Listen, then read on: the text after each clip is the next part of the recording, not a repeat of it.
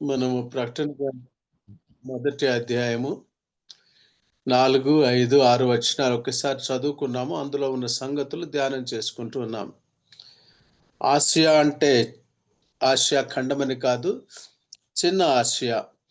అక్కడ ఉన్నటువంటి స్ముర్ణ, ఎఫెసు, మరి లవదికియా, ఫిలదెల్ఫియా ఆ సంఘాలకు వ్రాయబడినటువంటివి అని, ఆ సంఘాలు ఆ ప్రాంతాలు ఉన్నాయని చరిత్రకారులు కూడా తెలుపుతూ వచ్చారు.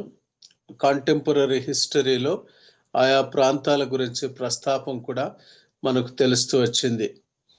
ప్రకటన గ్రంథంలో మనం ముఖ్యంగా గమనించాల్సిన సంగతి ఏంటంటే, ప్రభువైన యేసుక్రీస్తు వారి యొక్క దైవత్వం, the divinity of our Lord Jesus Christ is the prime point, utmost priority we need to comprehend.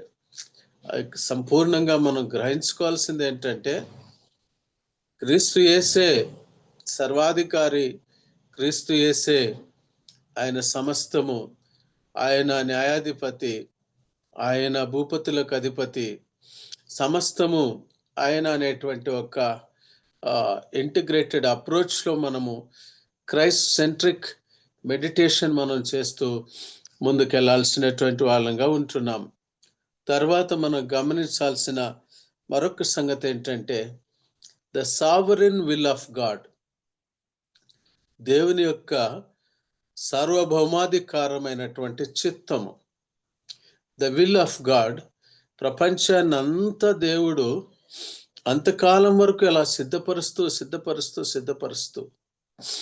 పాత నిబంధన కాలం దాటి మరి కొత్త నిబంధన, పాత నిబంధన మధ్యకాలంలో కూడా అది ఒకవేళ మౌనకాలం అని చెప్పబడినప్పటికీ, డార్క్ పీరియడ్ అని చెప్పబడినప్పటికీ, సైలెంట్ పీరియడ్ అని చెప్పబడినప్పటికీ, ఇంటర్ టెస్టమెంటల్ పీరియడ్ అని చెప్పబడినప్పటికీ, దేవుడు కార్యగతుడయ్యే ఉన్నాడు.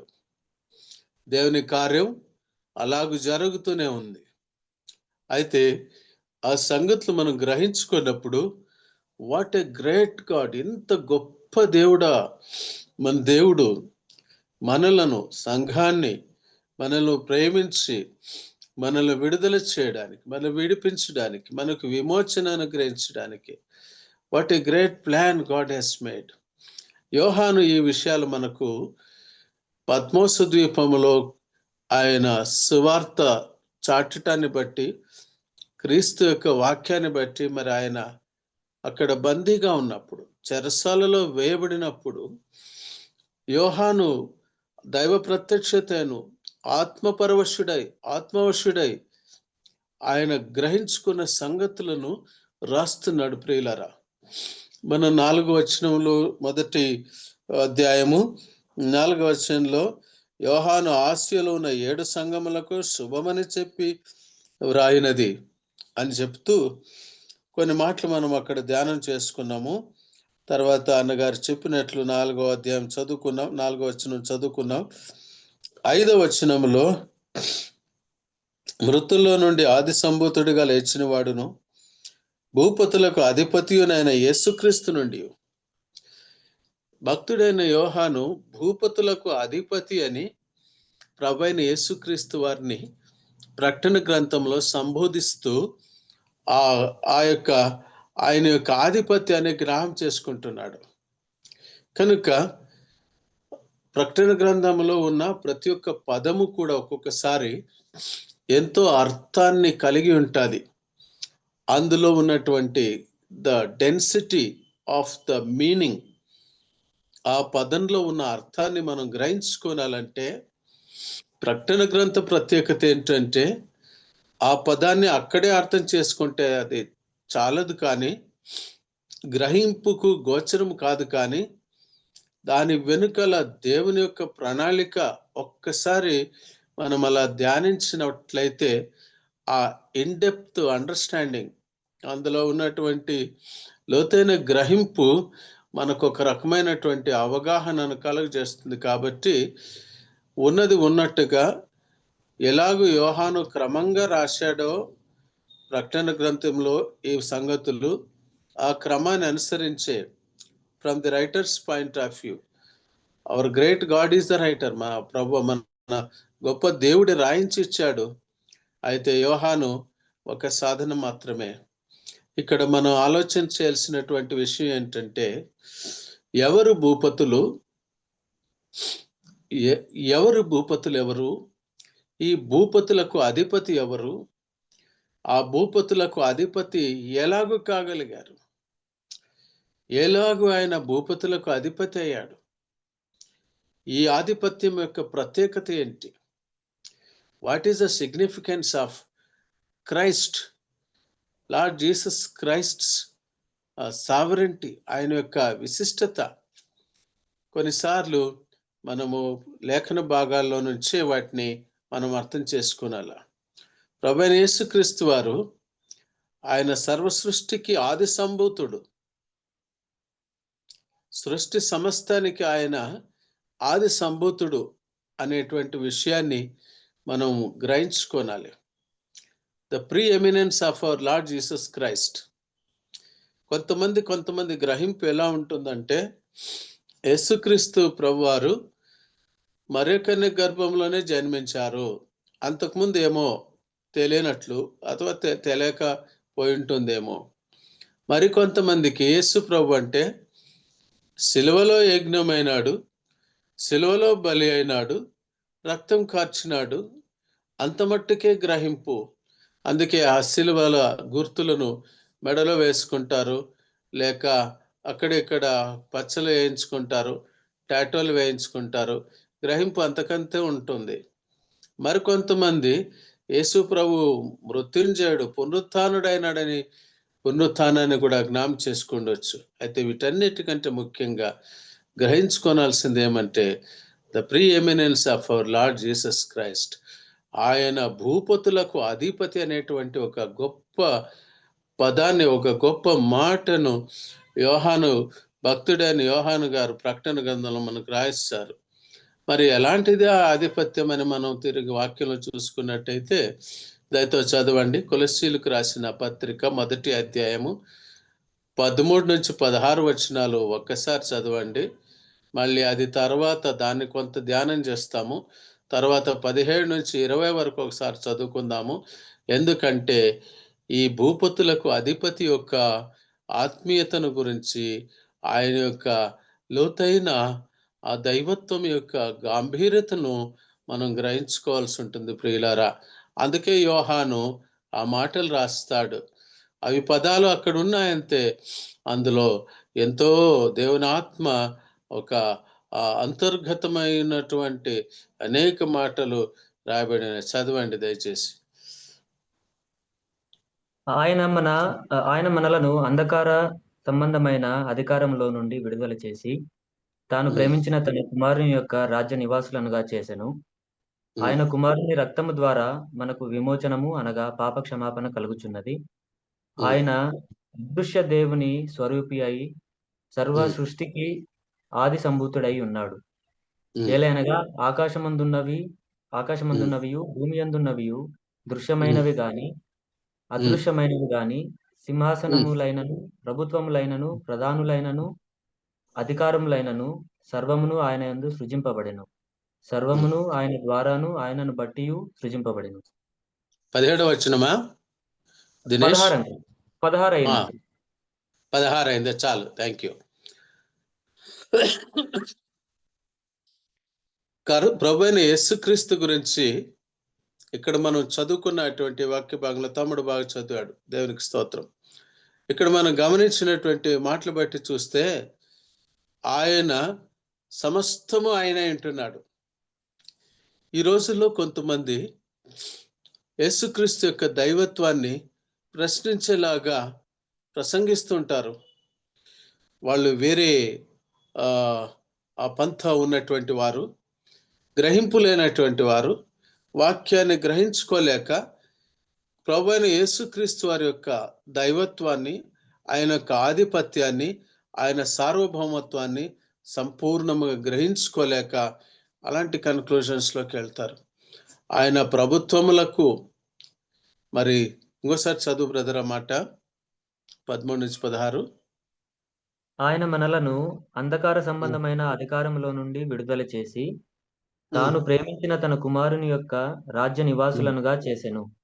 అక్కడ ఆ ఆగుదాం కొంత. ఆయన రాజ్యము. ఇప్పుడు మనం ఆలోచన చేస్తున్నటువంటి సంగతి ఏంటంటే, ఇంకా ముందుకెళ్తూ మనం ఈ రాజ్యాల గురించి చూస్తాము. ఇవి సూర్యుని కింద ఉండే రాజ్యాలు. అయితే ఆయన రాజ్యము పరలోక సంబంధమైన రాజ్యం. ఆ రాజ్యం మీలోనే ఉన్నది అంటాడు ఒకసారి మన ప్రభువైన యేసుక్రీస్తు వారు. మన హృదయాల్లోనే గమనించినట్లయితే ఆయన యొక్క రాజ్యంలోనికి మనల్ని చేర్చడానికి. చదవండి ఇంకొక వచనం. ఆ కుమారుని రక్తం ద్వారా మనకు విమోచనము అనగా పాప క్షమాపణ కలుగుచున్నది. ఆయన రక్తము ద్వారా మనకు పాప విమోచన. ఆయన రక్తం చిందించబడకపోతే, ఆయన శిలువలో మరణించకపోతే మనకు పాప విమోచన దొరికేది కాదు. మనము ఆయన రాజ్య వారసులం అయ్యేవాళ్ళం కాదు. ఆయన రక్తం చిందించబడాల. కొంతమంది కొన్ని ప్రశ్నలు వేస్తారు. ఎలాంటి ప్రశ్నలు వేస్తారంటే, యేసు ప్రభు మరణించినాడు కదా, అప్పుడు ఈ సృష్టిలో దేవుడెవరా అని. వాళ్ళకు తెలీదు ఆయన సమస్తాన్ని సృష్టించినటువంటి దేవుడు. ఆయన మన కొరకు ఆయన చెరను చెరగా పట్టుకొని భూలో నుంచి ఆయన మన కొరకు ఆయన పునరుత్థానుడై ఆరోహణుడైన సమస్తమంతులు కూడా వ్యాపించినటువంటి దేవుడు. ముందుకు చదవనా ఇంకా. ఆయన అదృశ్య దేవుని స్వరూపి అయి సర్వ సృష్టికి ఆది సంభూతుడై ఉన్నాడు. అదృశ్యంగా ఉన్నటువంటి దేవుని, ఆత్మస్వరూపంగా ఉన్నటువంటి దేవుని ఈయన తన యొక్క అదృశ్య దేవుని యొక్క స్వరూపంగా మనకు కనబడినాడు ప్రభువైన యేసుక్రీస్తు వారు. అందుకే దేవుని వాక్యంలో మనం చూస్తాము, ఆయనకు దేవుడు దేహాన్ని సిద్ధపరిచాడు. హెబ్రీయులకు రాసిన పత్రికలో ఆ మాట ఉంది. సరే, ఇప్పుడు మన ధ్యానం మరి ఇంకా ముందుకెళ్తాం. 17 నుంచి 20కి వచ్చాక ప్రభువైన యేసుక్రీస్తు వారి యొక్క ఆధిపత్యం యొక్క రెండవ భాగం ఎలా ఉంటుంది? చదవండి 17 నుంచి 20కి. ఆయన అన్నిటికంటే ముందుగా ఉన్నవాడు. అన్నిటికంటే ముందుగా ఉన్నవాడు. ఆయనే సమస్తమునకు ఆధారభూతుడు. సమస్తమునకు ఆధారభూతుడు. సంఘమును శరీరమునకు ఆయనే శిరస్సు. ఎక్కడికి వస్తున్నాం? సంఘము నాకు ఆయన శిరస్సు. ప్రియులరా, ఇది ఆధిపత్యం, విశేషమైన ఆధిపత్యం. చదువు ముందుకు బ్రదర్. ఆయనకు అన్నిటిలో ప్రాముఖ్యము కలుగు నిమిత్తము ఆయన ఆది అయి ఉండి మృతులలో నుండి లేచుటలో ఆది సంభూతుడాయను. ఇదే పదాలు భక్తుడైన యోహాను కూడా ఉపయోగిస్తూ, ఆది సంభూతుడు, మృతుల్లో నుంచి లేపబడినటువంటి వాడు. సంఘమనగా 4 రాళ్ళు కట్టిన కట్టడం కాదు. అది మన అనుకూలం కొరకు మనం కట్టుకున్నటువంటి కట్టడాలు. అయితే సంఘమనగా ప్రజలే, మనమే. మనలో దేవుని సంఘముగా ఆయన మనల్ని క్రయానికి కొన్నాడు. ప్రభు తన రక్తమిచ్చి కొనబడినటువంటి స్వాస్థ్యం మనం. ఆయన స్వాస్థ్యముగా, ఆయన సజీవ రాళ్ళుగా మనం కట్టబడేటువంటి వరంగా ఉంటున్నాము. ఆ ఆధిపత్యం మన ప్రభు అయిన యేసుక్రీస్తు వారిది. ఇక మనం గమనిస్తూ ముందుకు వెళ్ళినట్లయితే, భూపతులు మార్చబడ్డారు, భూపతులకు అధిపతి మార్చబడలేదు. ఈ సబ్ టైటిల్లో కొంత మనం ధ్యానిస్తాం. భూపతులకు అధిపతి అనేటువంటి ఒక మెయిన్ టైటిల్లో భూపతులకు అధిపతి మన ప్రభు అయిన యేసుక్రీస్తు అని, ఆయన సర్వాధికారి అని, ప్రభుత్వములు ఈ క్రీస్తు రాజ్యములోనికి ఆయన రక్తం ద్వారా మనం చేర్చబడినామని మనం గ్రహించుకున్నాం, మనం అర్థం చేసుకున్నాం. కాబట్టి ప్రభు అయిన యేసుక్రీస్తు వారి యొక్క ఆధిపత్యం అది. ఆయన తన రక్తాన్ని చిందించుట ద్వారా, ఆయన రక్తము ద్వారా మనము కొనబడినాము. అందుకే అపొస్తలుడైన పౌలు అంటాడు, అపొస్తల కార్యములు 28 వచనంలో, స్వరక్తమిచ్చి సంపాదించుకున్న సంఘం అని. ఆ యొక్క సంఘము పైన, ఆ యొక్క సంఘమునకు శిరస్సు మన ప్రభువైన యేసుక్రీస్తు అని గమనించుకున్నాం. మరి రెండవ అంశంగా చూస్తే ఆయన యొక్క సావరెంటీ, ఆయన యొక్క ఎటర్నిటీ, అంటూ eternity, the sovereignty of our Lord Jesus Christ up to eternity. ప్రకటన గ్రంథం అంతా మనకు అదే బోధిస్తుంది. మనం ఇక్కడ గమనించినట్లయితే కొంత మనం చరిత్రకు వెళ్ళాల్సి వస్తుంది. ఎందుకంటే రాజుల గ్రంథాల గురించి మనం చదివినట్లయితే మొదటి రాజులు, రెండవ రాజులు, మొదటి పూర్వకాల వృత్తాంతం, రెండవ పూర్వకాల వృత్తాంతం, ఎజ్రా గ్రంథం, ఎస్తేరు గ్రంథం, నెహమ్యా గ్రంథం, వీటన్నిటిలో కూడా మనము ధ్యానించినట్లయితే దేవుని చిత్తం మనకు స్పష్టంగా కనబడుతుంది. రాజులను, అధిపతులను ఏర్పాటు చేసినప్పుడు దేవుడు ఎలాగూ మధ్య ప్రవేశిస్తాడు, భూలోకంలో ఉన్న అన్ని రాజ్యాలకు ఆయన అధిపతులను ఎలాగూ తాను మారుస్తాడు, ఎలాగూ తాను ఆ యొక్క ఆధిపత్యాన్ని తాను నడిపిస్తాడు అన్నటువంటి కొన్ని ముఖ్య సంగతులు మనం చదువుకోనాలి. ఎందుకంటే ప్రభువైన యేసుక్రీస్తు రాకడ కొరకు, మొదటి రాకడకు, తల్లి మరియ గర్భంలో జన్మించుటకు ఎలాగూ అప్పటి కాలం సిద్ధపరచబడిందో, స్నానికుడైన యోహాను మార్గము సరళం చేయడానికి రావడానికి ముందు ఎలాగ చేయబడిందో, అలాగే ఇప్పుడు ఈ యొక్క భూపతులకు అధిపతి, న్యాయాధిపతిగా, రాజుగా, రారాజుగా, రాజులకు రాజుగా శాశ్వత రాజ్యాన్ని స్థాపించడానికి వచ్చేదానికి ఆ వెనకాల ట్రాక్ ఎట్లా, ఆ దేవుని యొక్క ఆధిపత్యం ఎలాంటిది అనేది ఈ పదాన్ని బట్టి మనం ధ్యానం చేయాల్సిన అవసరం ఉంది. భూపతులకు అధిపతి అయినటువంటి ఆ ఆధిపత్యం ఎంత గొప్పది, అది నిత్యకాలమునకు ఉండేటువంటి ఆధిపత్యం. దేవుడు ఎట్లా ఈ రాజులను మారుస్తాడు, ఈ రాజ్యాలు మారుస్తాడు అనేది కొంత మనం చరిత్రకు వెళ్లాల్సి వస్తుంది. హిస్టారికల్గా చూస్తే దానియేలు గ్రంథానికి, ప్రకటన గ్రంథానికి, ప్రకటన గ్రంథానికి, ఎజ్రా గ్రంథానికి, ప్రకటన గ్రంథానికి, మరి ఎస్తేరు గ్రంథానికి కొన్ని చోట్ల మనకు ఆ వచనాలు, ఆ లింక్ వస్తుంది. కాబట్టి వాటిని మనం ధ్యానం చేసుకొని అందులో ఉన్న సత్యాన్ని మనం గ్రహించుకునే ప్రయత్నం చేద్దాం. దయచేసి చూడండి, దానియేలు గ్రంథం 5వ అధ్యాయము 21వ వచనంలో కొన్ని మాటలు ఉన్నాయి.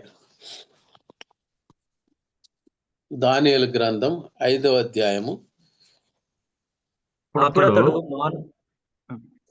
మానవుల యొద్ద నుండి తరమబడి పశువులు వంటి మనుషులు గలవాడాయను. మహోన్నతుడుకు దేవుడు మానవుల రాజ్యంలో ఏలుచు ఎవరిని స్థాపింపగోరినో వారిని స్థాపించునని అతడు తెలుసుకుని వరకు అతడు అడవి గాడిదల మధ్య నివసించుచు పశువుల వలె గడ్డి మేయుచు ఆకాశపు మంచు చేత తడిసిన శరీరం గలవాడాయను.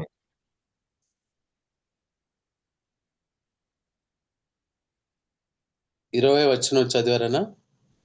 21. అయితే అతడు మనసును అతిశయించి బలాత్కారం చేయుటకు అతని హృదయమును కఠినం చేసుకొనగా దేవుడు అతని ప్రభుత్వము అతని యొద్ద నుండి తీసివేసి అతని ఘనతను పోగొట్టెను. చాలు. నెబుకద్నెజరు గురించి ఈ మాటలు చెప్పబడింది, మనం అక్కడ చూసుకుంటున్నాం. ఆయన ఏం చేశాడంట? ఆయన మనస్సులో అతిశయించాడు. తర్వాత బలాత్కారం చేయుటకు తన హృదయాన్ని కఠినపరుచుకున్నాడు. అలాగ చేసుకుంటే దేవుడు ఏం చేశాడు? అతని ప్రభుత్వము అతని యొద్ద నుండి తీసివేసి ఆయనకున్న ఘనతను పోగొట్టాడు. The more we grow, the more humble we should become. ఎదిగిన కొద్ది కూడా మనము ప్రభు సన్నిధిలో, దేవుని సన్నిధిలో ఎలా తగ్గించుకోనాలా అనేటువంటి కొన్ని సంగతులు, గాడ్స్ పారామీటర్స్, దేవుని న్యాయ ప్రమాణాలు ఇలా ఉంటాయనేది మనం లేఖన భాగాల్లో గ్రహించుకోనాలా. భూపతులకు అధిపతి అంటే సామాన్యుడు కాదు. రాజుల హృదయాలు ఎరిగినవాడు, రాజుల మనోభావాలు ఎరిగినవాడు, నెబుకద్నెజరు యొక్క కఠినత్వాన్ని ఎరిగినవాడు. ఆయన మనసును అతిశయించిన అందున మరి ఆయన గడ్డి మేయటానికి వెళ్ళాడనేటువంటి సంగతిని దానియేలు ఇంకొక రాజు దగ్గర, బెల్షస్సర్ దగ్గర చెప్తూ ఆయనకు వచ్చినటువంటి కళను గురించి ఇక్కడ వివరిస్తున్నాడు. మనం చూసినట్టయితే 21వ వచనములో, మనసు కలవాడాయను మహోన్నతుడగు దేవుడు మానవుల రాజ్యములలో ఏలుచు ఎవరిని స్థాపింపగోరునో వారిని స్థాపించునని అతడు తెలుసుకొని వరకు అతడు అడవి గాడిదల మధ్య నివసించు, పశువులు గడ్డి మేయచ్చు, ఆకాశపు మంచు చేత తడిపిన శరీరము గలవాడేను. బెల్షస్సరు, అతని కుమారుడు వగు నీవు ఈ సంగతి ఎంతయో ఎరిగియుండియు నీ మనస్సును అణచుకొనక పరలోకమందున ప్రభువు మీద నిన్ను నీవే హెచ్చించుకొంటివి అంటున్నాడు దానియేలు. ఆ రాజును ఆ పేరుతో పిలుస్తున్నాడు, Belshazzar. What a great courage! ప్రభునందు ప్రియులారా, మనకు దేవుడు పెరికితనం కలిగిన ఆత్మ ఇవ్వలేదు, ధైర్యం. ఆ రాజు ఎదుట నిలబడి ఆ మాట చెప్తున్నాడు. ఆ మాట చెప్తూ ఆయన చేసినటువంటి పాపాన్ని జ్ఞాపకం చేస్తున్నాడు. ఆయన తన మట్టుకు తాను ఏదో పాప జీవితం జీవించుకుంటుంటే, ఒకవేళ ఎప్పుడైనా ఆయనకు పశ్చాత్తాపం కలిగి ఉంటే, మారుమనసు పొంది ఉంటే సరిపోయేది. అయితే దేవుని వస్తువులతో ఆడుకున్నాడు, దేవుని మందిరముతో ఆడుకున్నాడు, దేవుని మందిర పరికరాలతో ఆయన చెలగాటమాడాడు. ప్రియులారా, ఇది దేవునికి విరుద్ధమైనటువంటి స్వభావము. అందుకే అక్కడ వ్రాత వచ్చేసింది. చూడండి, ఆ మాట మనం అక్కడ చాలా స్పష్టంగా చూస్తున్నాము. దానియేలు జ్ఞాపకం చేస్తున్నాడు ఆయనకు.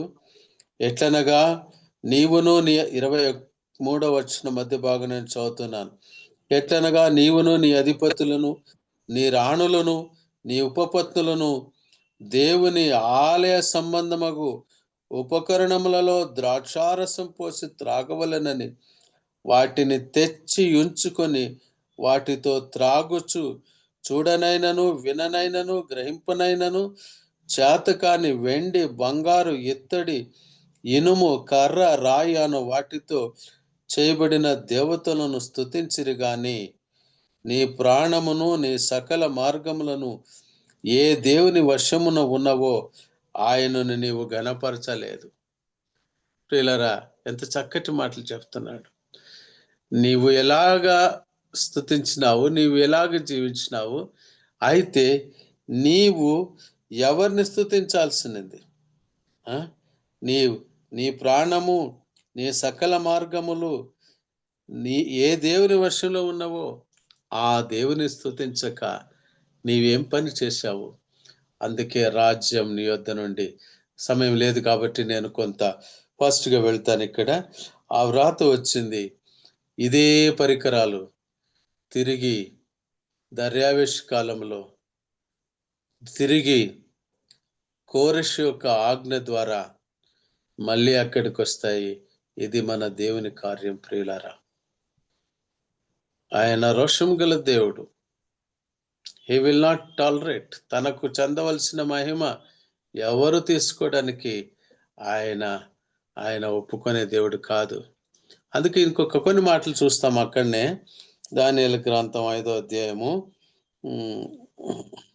రాజ్యం ఎలా వెంకడించబడుతుందని 25, 26, 27 చదవన్నా.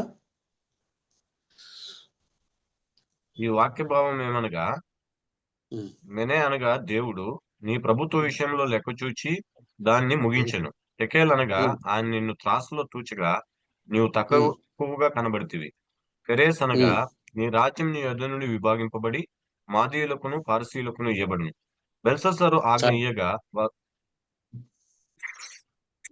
చాలన్నా, చాలు అక్కడికి.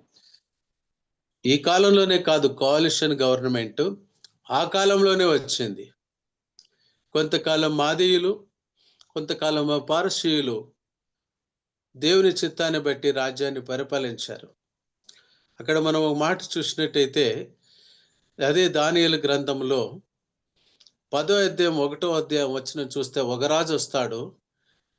11వ అధ్యాయం 1వ వచనం చూస్తే ఇంకొక రాజు వస్తాడు. చదవండి, నా రాజులను ఎలా మార్చుతూ వచ్చాడు ఈ భూపతులకు అధిపతి. అందుకే ఈయన రారాజు, అందుకే ఈయన మహారాజు, అందుకే ఈయన మహారాజుగా రాబోతున్నాడు. రాజ్యాలన్నీ కూడా తుత్తునేలుగా చేయబోతున్నాడు. ఆయన రాకడ కొరకు మనం సిద్ధపడాల్సింది. ఆ రాజ్యం వస్తుంది. చదవనా దానియేలు 10:1. పార్శ్విక రాజుకు కోరెషు పరిపాలన కాలంలో 3వ సంవత్సరమున బెల్షస్సాజరు అను దానియేలునకు ఒక సంగతి బయలుపరచబడెను. గొప్ప యుద్ధము జరుగుతున్న చాలు మనకంతే చాలు ఆ రాజుల పేర్లు. ఇంకొకటి దానియేలు గ్రంథం 11వ అధ్యాయం 1వ వచనం.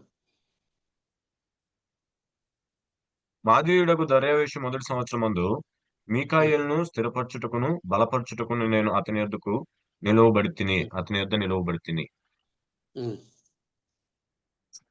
మాదీయ ఇప్పుడు రాజు 2వ వచనం చదవాలనుకో. దానియేలు గ్రంథం ఎన్నో అధ్యాయంలో 2వ వచనం 11వ. ఒక్క నిమిషం. చాలు, 1వ వచనం. ఇక్కడ ఏ రాజు వచ్చాడు? మాదీయుడకు దర్యావేషు వచ్చాడు.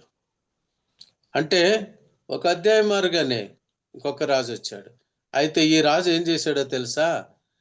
ఆ రాజు వ్రాసిన ఆజ్ఞలను ఈయన వెతికి ఆ దస్తావేజులను తీసి పరిపాలన చేస్తాడు. ఎంత గొప్ప సంగతి! ఈ కాలంలో అయితే డెమోక్రసీ, ఒకరు ప్రతిపక్షం అయితే ఇంకొకరు రూలింగ్ పార్టీ ఏది చేస్తుందో నెక్స్ట్ అది ఏమైనా అపోజిషన్ అయితే మళ్ళీ వచ్చేటువంటి వాళ్ళు వాళ్ళ పాలసీలు అంతగా పాటించకపోవచ్చు. ఎందుకంటే ఇది డెమోక్రసీ. అయితే మన దేవుని రాజ్యం థియోక్రసీ. వ్యత్యాసాన్ని మనం బాగా అర్థం చేసుకోవాలి. ఇంగ్లీష్లో ఒక మాట అంటారు, the worst form of democracy is better than the best form of autocracy అని. ప్రజాప్రభుత్వం యొక్క ప్రాముఖ్యత గురించి వాళ్ళు చెప్తారు. అయితే నేను అంటాను, the best form of theocracy is better than the best form of democracy. దేవుడే పరిపాలించే పరిపాలన ఈ డెమోక్రసీ కంటే గొప్ప పరిపాలన. Theocratic rule. దేవుడు తాను పరిపాలిస్తున్నాడేటువంటి గ్రహింపుతో ఏ రాజు అయితే పరిపాలన చేస్తాడో దేవుడు ఆ రాజును నిలబెడతాడు. ప్రియులారా, గాడిదలను వెతుక్కుంటూ వెళ్ళేవానికి రాజ్య పట్టాభిషేకం వస్తే ఆ రాజ్యము పట్టాభిషేకమైన తర్వాత విరవీగితే ఆయన నుంచి రాజ్యం తీసివేయబడింది. సౌలు రాజ్యం తీసివేయబడింది, రాజ్యము దావీదుకు అప్పగించబడింది. ఇది దేవుని ప్రాసెస్, ఇది దేవుని ఎలక్షన్, ఇది దేవుని ప్రిన్సిపల్, ఇది దేవుని సత్యం. అయితే ఈ లోక ప్రజలు అనుకుంటారు మేమెన్నుకున్నామని. కాదు, దేవుడు ఎన్నుకుంటున్నాడు, దేవుడు మారుస్తున్నాడు. అది ఆయన యొక్క ఆధిపత్యం. అందుకే ఆయన భూపతులకు అధిపతి. ఎందుకు ఆయన భూపతులకు అధిపతి అంటే రాజ్యాలు మారుస్తాడు. దయచేసి చూడండి, దర్యావేషు కాలంలో కూడా కొన్ని సంగతులు మనం ఎలాగున్నాయనేది గమనించుకుందాం. ఎజ్రా గ్రంథానికి వెళ్దాము. దయచేసి చూడండి, ఎజ్రా గ్రంథము 6వ అధ్యాయం 3 నుంచి 5 వచనాలు. నాకు కొంచెం కోల్డ్ ఎఫెక్ట్ అయిందన్న, క్షమించండి ప్లీజ్. రాజైన కోరెషు ఏలుబడిలో మొదటి సంవత్సరమందు అతడు యెరూషలేములో ఉండు దేవుని మందిరమును గూర్చి నిర్ణయించినది బబులోను బలులు అర్పింపదగిన స్థలముగా మందిరం అన్నా గంగాధర్ అన్న చదువుతున్నారు బాగా కరెక్ట్. నిదానంగా చదవండి, స్పష్టంగా చదవండి. రాజైన కోరెషు ఏలుబడిలో మొదటి సంవత్సరమందు అతడు యెరూషలేములో ఉండు దేవుని మందిరమును గూర్చి నిర్ణయించినది బలులు అర్పింపదగిన చాలు అక్కడ నిర్ణయించినది హైఫన్ ఉంది, అక్కడ చిన్న డాష్. అంటే ఆ నిర్ణయం ఏది అనేది మనం ఇక్కడ తర్వాత ఉన్న భాగం మనం చూస్తున్నాం. నిర్ణయించినది ఏమని నిర్ణయం జరిగింది చదవనా? బలులు అర్పింపదగిన స్థలముగా మందిరము కట్టింపబడవలను, దాని ఉమ్, పునాదులు గట్టిగా వేయబడవలను, దాని ఉమ్, విడివి 60 మూరలను, దాని వెడల్పు 60 మూరలను ఉండవలను. 3 వరుసలు ఉమ్, గొప్ప రాళ్ళ చేతను, ఒక వరుస ఉమ్, క్రొత్త రాండ్ల చేతను కట్టబడవలను. ఉమ్, దాని వ్యయము ఉమ్, రాజు యొక్క ఖజానాల నుండి ఇయ్యవలను. ఉమ్. మరియు చదవనా? యెరూషలేము మరియు యెరూషలేములోనున్న ఆలయంలో నుండి నెబుకద్నెజరు బబులోనుకు తీసుకుని వచ్చిన దేవుని మందిరం యొక్క వెండి బంగారు ఉపకరణములు తిరిగి అప్పగింపబడి, యెరూషలేములో ఉన్న మందిరమునకు తేబడి, దేవుని మందిరములో వాటి స్థలమందు పెట్టబడవలను. That is our God. అందుకే ఆయన భూపతులకు అధిపతి.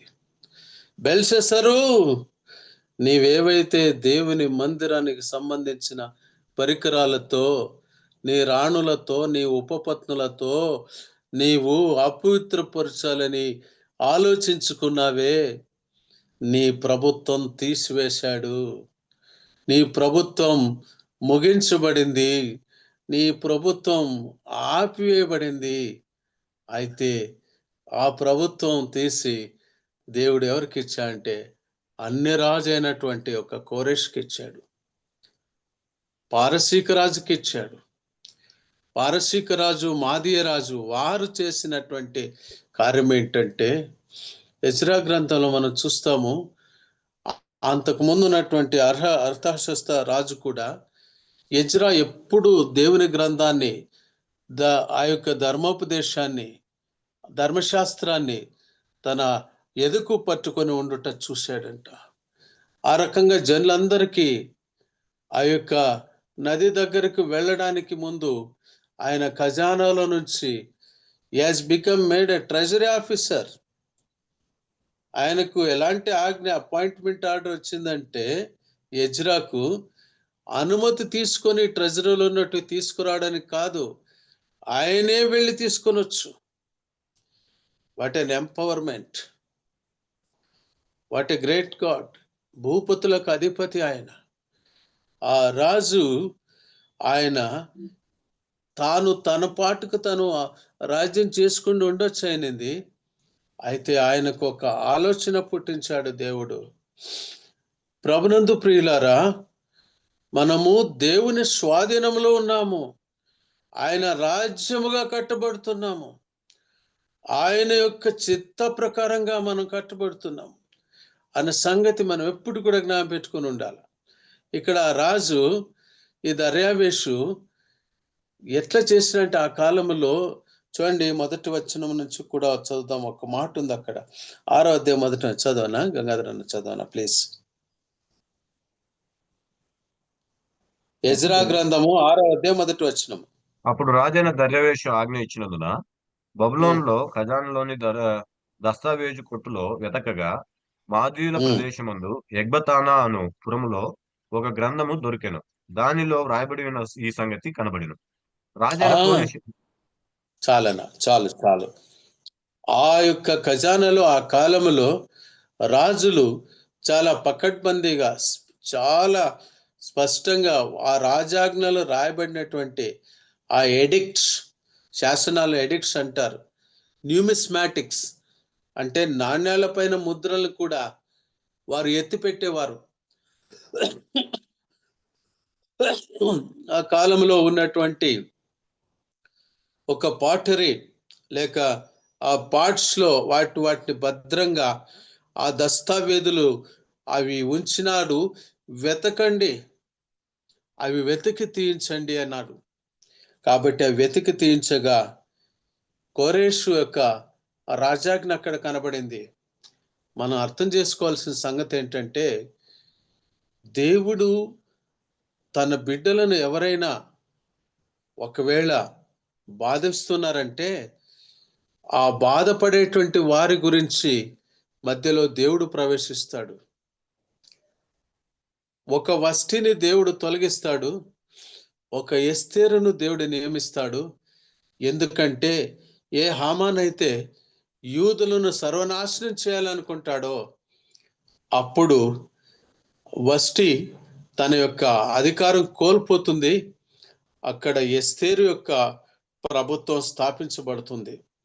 భూపతులకు అధిపతి అనేటువంటి ఒక వాక్య భాగాన్ని మాత్రమే మనం ధ్యానం చేస్తున్నాం.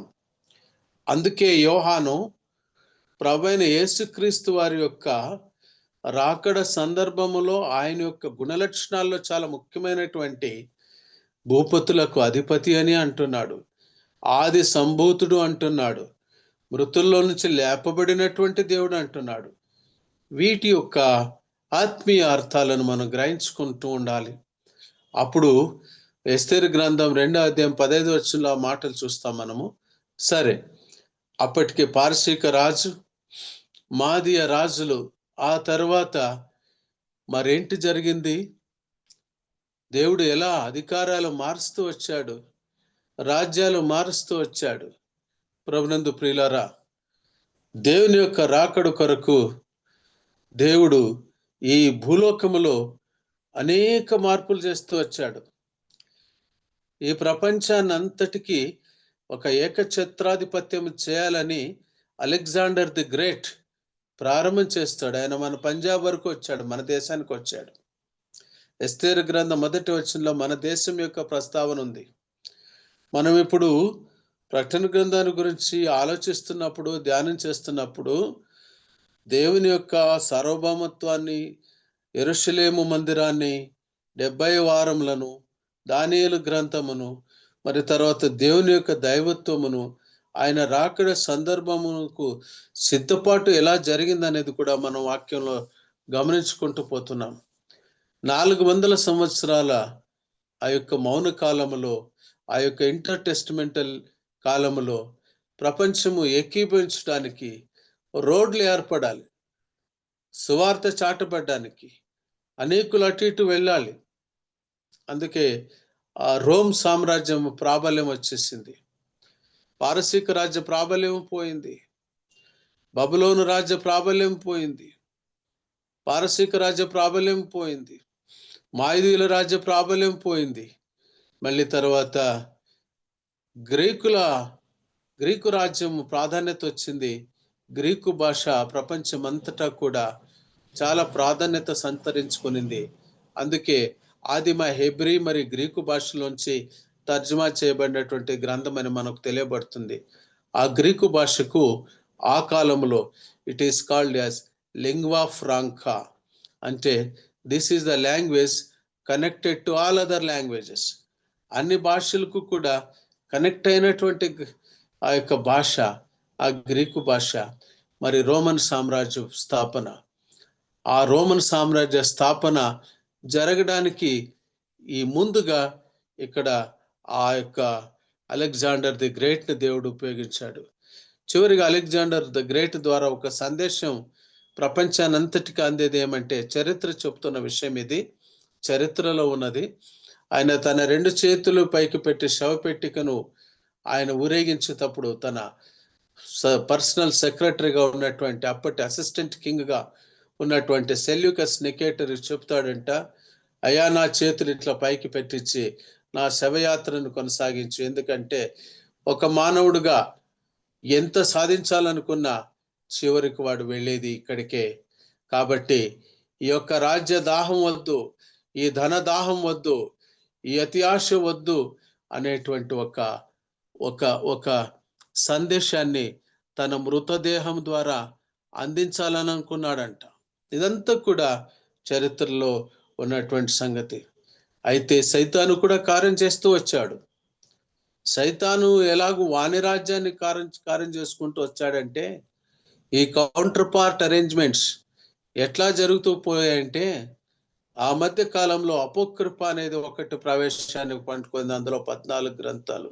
జూడిత్ అనేది చాలా భయంకరమైనటువంటిది, చనిపోయిన వారి కొరకు ప్రార్థన చేసేటువంటిది.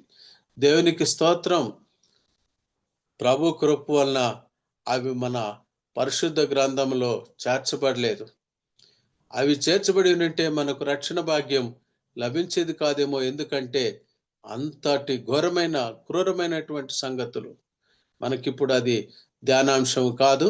అయితే సందర్భోచితంగా మనం గ్రహించుకోవాల్సింది ఏంటంటే, ఏ లేఖన భాగం అయితే దైవాత్మ ప్రేరితంగా వచ్చి ఉన్నదో, మన ఈ యొక్క ఆది కాండ నుంచి ప్రకటన గ్రంథం వరకు ఉన్నటువంటి లేఖన భాగాల్లో ఉన్నదో దాన్ని మాత్రం మనం నమ్మాలి. అందులో ఉన్న సంగతులను మాత్రం మనం ధ్యానించాలి. కల్పనా కథలు కానీ, వంశావళులు కానీ మనకు అవసరం లేదని పౌలు చెప్తాడు. మనం గ్రహించుకోవాల్సిన సంగతి ఏంటంటే, దేవుడు సర్వాధికారి అని, ఆయన సార్వభౌమాధిపత్యాన్ని తిరిగి స్థాపించుకునే దేవుడు. బెల్షస్సరుకు దానియేలు ద్వారా పాఠం నేర్పించిన, తిరిగి తన ఆలయాన్ని బబులోను నుంచి చెరపట్టబడినటువంటి వారు తిరిగి రాలాగున చేసి, యెరూషలేము మందిరము విషయంలో మనము ఎలాగూ కోరెషు రాయించి ఉంచాడు అన్నటువంటి సంగతి మనం చూసుకుంటూ వచ్చాం. గ్రీకు భాష అనేటువంటిది ఒక లింగ్వా ఫ్రాంకా అయిపోయింది. రోమ్ సామ్రాజ్యంలో చాలా ప్రముఖుడైనటువంటి ఒక వ్యక్తి జూలియస్ సీజర్. ఇంకప్పటికి ప్రభువైన యేసుక్రీస్తు యొక్క కాలం ప్రారంభం అవుతుంది. క్రీస్తు శకానికి అడుగుపెట్టే సమయం అది. ఎందుకు భూపతులకు అధిపతి అని యోహాను అంటాడంటే, నేను అనుకుంటాను ఈ అధిపతిగా అప్పుడు ఆ రాజుగా ఉన్నటువంటి వాడు, రోమ్ చక్రవర్తిగా ఉన్నటువంటి డొమిషియస్, ఆయన కూడా వెళ్ళిపోతాడు. ఆయన తర్వాత యోహాను విడిపించబడతాడు, అది వేరే ప్రశ్న. అయితే మనం గమనించాల్సినటువంటి సంగతి ఏంటంటే, ఈ లోక రాజుల యొక్క రాజ్యం అది కేవలము తాత్కాలికమైనది. దేవుని యొక్క చిత్తానుసారంగా ఉన్నటువంటి రాజ్యం అది శాశ్వతమైనది. ఏ రాజులైతే దేవుని చిత్తానుసారంగా పరిపాలిస్తారో, ఏ వ్యక్తులైతే దేవుని చిత్తానుసారంగా జీవిస్తారో, ఏ అధికారులైతే దేవుని పనిలో నిమగ్నత కలిగి ఉంటారో, వారికి దేవుని హస్తము తోడుగా ఉంటుంది. లేఖన భాగాల్లో మనం ఈ మాటలు చూస్తుంటాము. దేవుని హస్తము దావీదునకు తోడుగా ఉండెను, కాబట్టి ఆయన కార్యములన్నిట్లో కూడా సఫలము అవుతున్నటువంటిది మనం చూస్తూ వచ్చాం. ఈ గ్రీకు కల్చర్కి వచ్చేటప్పటికి సైతాను ఆంథ్రోపోమార్ఫిక్ గాడ్స్ అంటే, ఆ కాలంలో హోమర్ అనేవాడు ఇలియడ్, ఒడిస్సీ అనేటువంటి 2 నాటకాలు రాస్తాడు. ఆ నాటకాలు రాస్తూ ఏ మనిషి యొక్క పతనమైనా, ఏ మనిషి యొక్క జీవితమైనా వాని యొక్క క్యారెక్టర్లో ఉన్నటువంటి హెమార్షియా, ఒక గ్రీక్ పదం అది. హెమార్షియా అంటే ఇంగ్లీష్లో ద ఎర్రర్ ఆఫ్ జడ్జ్మెంట్ అని, అంటే ద ట్రాజిక్ ఫ్లా అని ఇంకొకటి అంటాడు. తన యొక్క బలహీనత, దురంతకి కారణమయ్యేటువంటి ఒక బలహీనత ద్వారా ఒక మనిషి పతనమవుతాడు. ఫేట్ అనేటువంటిది వాళ్ళ సిద్ధాంతాల్లో తెచ్చిపెడతారు. అదంతా విధి రాత అంటుంటారు. మనం అలాంటివి అనకూడదు. మనకు ఆ మాటలకు మనకు సంబంధం లేదు. ఆ విధి రాత, విధి ఏమి, ఫేట్, అది అనే బరహ, ఇలాంటి మాటలు సైతాను సామ్రాజ్యంలో ఇలాంటి మాటలు ప్రయోగించబడతాయని అప్పటి కాలంలో ఆ కవులు, హోమర్ కానీ, సోఫోక్లస్ కానీ, ఇడిపస్ కానీ ఇలాగ ఉపయోగించబడ్డారు. కల్చరు అట్లా ఉపయోగించబడింది, హిస్టరీ అట్లా ఉపయోగించబడింది. అయినా దేవుడు తన హస్తపాలనలో నడిపిస్తూ వచ్చాడు. We could see the contemporary historical things that have happened in the literature and the writings of the biblical biblical words. Bible గ్రంథంలో ఉన్నటువంటి మాటలు, ఆ యొక్క డెప్త్ మనము అర్థం చేసుకుంటే, భూపతులకు అధిపతి మన ప్రభువైన యేసుక్రీస్తు వారు. ఆయన రాజుగా రాబోతున్నాడు, రారాజుగా రాబోతున్నాడు. మనలను ప్రేమించి, మరి తర్వాత ఇంకొక వచనం అక్కడ ఉంది, ఈరోజే ముగించాలనే ఆ సంగతి ఉంటే, ఒకవేళ ఒక్క వచనం మనం అది చూసుకుంటే అప్పటికి 5వ వచనము ముగుస్తున్నట్టుగా నేను అనుకుంటాను. యోహాను రాసిన ప్రకటన గ్రంథం 5వ అధ్యాయంలో మొదటి అధ్యాయం 5వ వచనంలో మనం చూసినట్టయితే, అక్కడ మృతుల్లో ఉండి ఆది సంభూతుడుగా లేచిన వాడును భూపతుల అధిపతి అయిన యేసుక్రీస్తు నుండి కృపా సమాధానములు మీకు కలుగును గాక అన్నాడు. భక్తుడైన యోహాను. మనకు కృప, మనకు సమాధానం, ఇవి రెండు చాలా అవసరం. కాబట్టి ఇవి రెండు చెప్పాడు. మనలను మరి 6వ వచనానికి వచ్చేసరికి, మనలను ప్రేమించుచు తన రక్తం వలన మన పాపం నుండి మనలను విడిపించిన వానికి మహిమయు ప్రభావమును యుగయుగములు కలుగునుగాక, ఆమేన్ అనేటువంటి ఒక చిన్న ప్రార్థన కూడా ఆయన చెప్పాడు ఆ మాటలు. తర్వాత ఆయన మనలను తన తండ్రి యగు దేవునికి ఒక రాజ్యముగాను యాజకులను గాను చేసెను. మనల్ని ఎలా చేశాడు అని ప్రార్థించిన తర్వాత మనలను ఏ రకంగా చేశాడు.